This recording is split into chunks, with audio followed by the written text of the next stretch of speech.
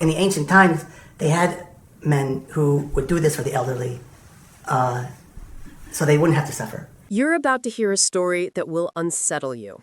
A story that will make you question what you thought you knew about family, morality, and trust. A man stood in a courtroom, facing the weight of his actions. And yet, instead of guilt or fear, there was a smile. 53-year-old Lorenz Kraus, accused of ending the lives of his own parents, sat there calmly, almost casually, as the judge read the charges against him. And in that moment, the world had to ask itself a question. How can someone look at the destruction they caused and remain unshaken? Authorities say Kraus acted for financial gain. They point to the pension. They question his motives. And yet, in his own words, he painted it as compassion. He said he acted to ease his father's suffering, a man ravaged by Alzheimer's, losing pieces of himself day by day. He said he acted to give his mother, who was tired and overwhelmed by the weight of life, a release. He framed his actions as mercy, but investigators call it a crime, deliberate and irreversible. And in that courtroom, as silence fell, the smile lingered, a haunting reminder of a son's betrayal. Consider for a moment the scene before the tragedy. A quiet home filled with years of memories. A father whose mind was slipping away, struggling to hold on to the life he once knew. A mother, exhausted, watching the man she loved fade piece by piece, carrying the weight of worry, loss, and fatigue. And a son, an adult in his 50s, who should have been their protector. He should have been the one offering care, patience, and support. But instead, authorities say, he made a choice that no child should ever make. He decided to end their lives. The words compassion and mercy can sound noble when spoken out loud, but context matters.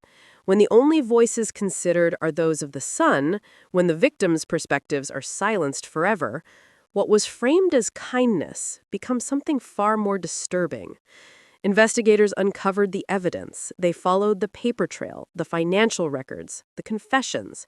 They saw a son who may have believed he was helping, but whose actions left a family destroyed, a community shocked, and a world asking how such a tragedy could occur in the first place. And that is where the real horror of the story begins. Not in the courtroom, not in the records, but in the silent moments that led up to this act. Years of struggle, years of illness, years of watching a loved one fade and another struggle under the weight of responsibility. It was in those years that decisions were made, quietly, privately, that eventually culminated in an irreversible act. Let's step back and examine the father's life. Alzheimer's is a disease that robs a person of memory, identity, and dignity. Families are forced to adapt, to cope, to provide round-the-clock care. Some families rise to the challenge. Some crumble. In this case, the Kraus family faced immense pressure. Pressure that, according to authorities, was exploited by the very person who should have been their source of strength. And the mother, weary and burdened, may have been struggling silently, but she never asked for this end. She never chose this fate, and yet it was forced upon her. The public hears these stories and feels outrage. And outrage is justified, but it also raises questions we may not like to ask. Could this have been prevented? Could support, intervention, or simply awareness have changed the outcome? And as we grapple with these questions, we confront a frightening reality. The people we trust the most, our children, our family members, can sometimes make choices that defy everything we understand about love and loyalty. As the courtroom proceedings unfolded, neighbors, friends, and extended family began to share their perspectives. Many were shocked. Many said Kraus had seemed normal, a man devoted to his family. Others hinted at tension, stress, and unspoken conflicts. And all of them asked the same question. How could someone capable of kindness also be capable of such a devastating act?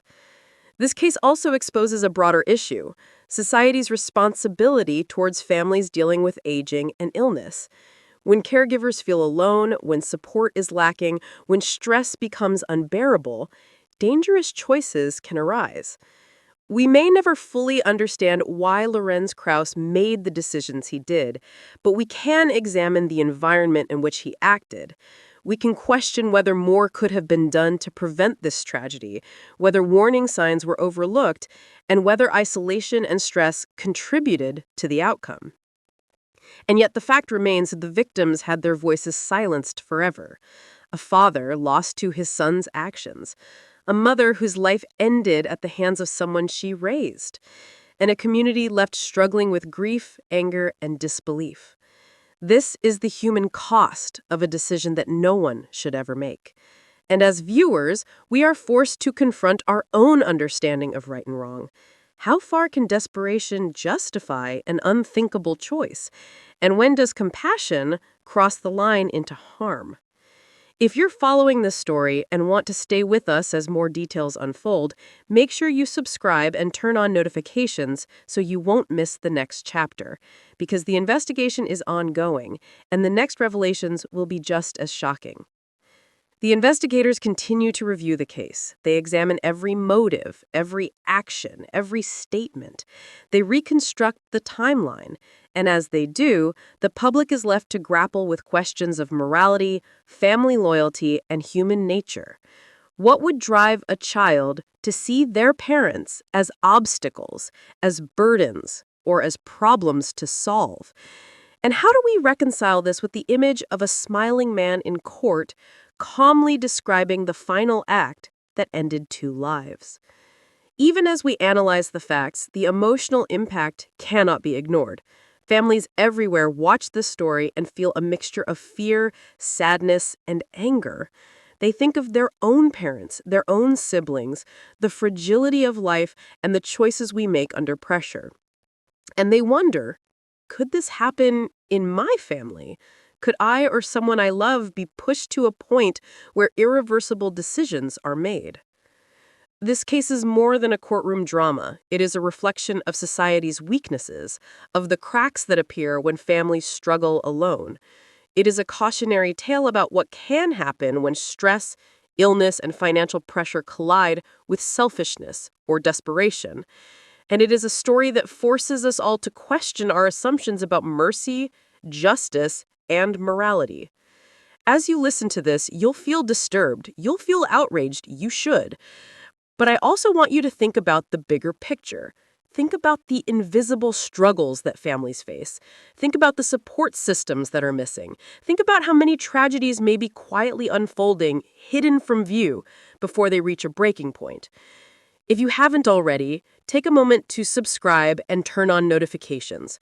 Following this channel ensures you'll hear each new chapter as we uncover more of the investigation, interviews, and legal proceedings that continue to unfold. This story is not finished, and the next revelations will leave you speechless.